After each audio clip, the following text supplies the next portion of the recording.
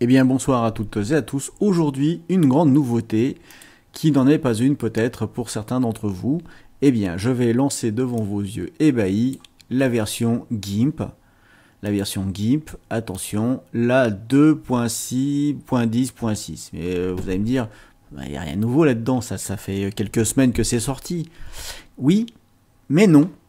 Regardez bien ici, je ferme, je vais aller dans Filtre et on voit quoi? Gmic sous Linux. Et oui, je suis avec une version Linux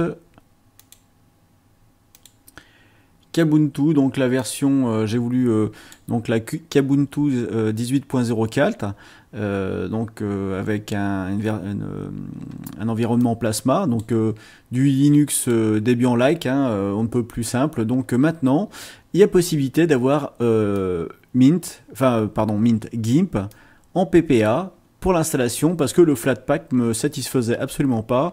La gestion des raccourcis était déplorable. Bon, c'était vraiment pas simple. Et alors, donc je ferme GIMP.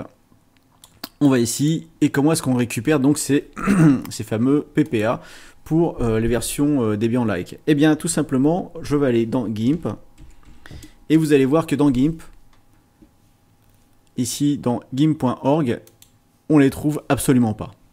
On les trouve absolument pas parce que si je fais download, on nous propose d'installer une version Flatpak, tout simplement, que je trouve horrible.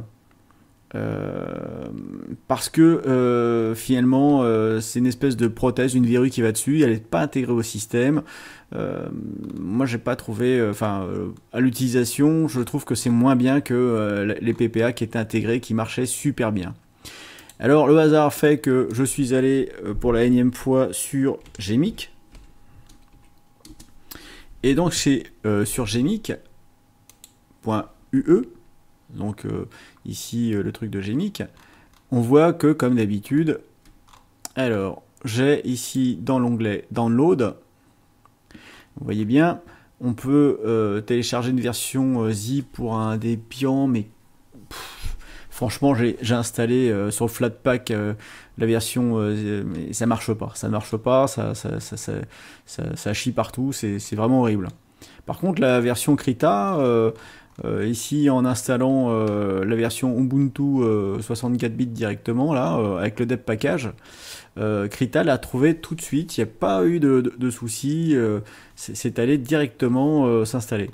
Alors, si on descend un peu plus bas dans cette page, on va voir que, eh bien, pour Ubuntu Linux, et donc Ubuntu-like, c'est-à-dire la Mint, etc., on va avoir, fait par monsieur Thorsten Otto, je m'excuse si j'écorche son nom, eh bien, il a créé un PPA qu'on a juste à rentrer ici dans un terminal. Donc, on ajoute cette ligne de commande, on valide, donc vous faites un CTRL SHIFT T pour ouvrir votre terminal, ou vous ouvrez un terminal, tout simplement, et vous avez juste à faire un copier-coller de ces trois lignes ici, et vous vous retrouvez tout simplement avec, la version qui est maintenant maintenue, comme l'ancienne version a été maintenue, et qui est intégrable directement sans passer par Flatpak.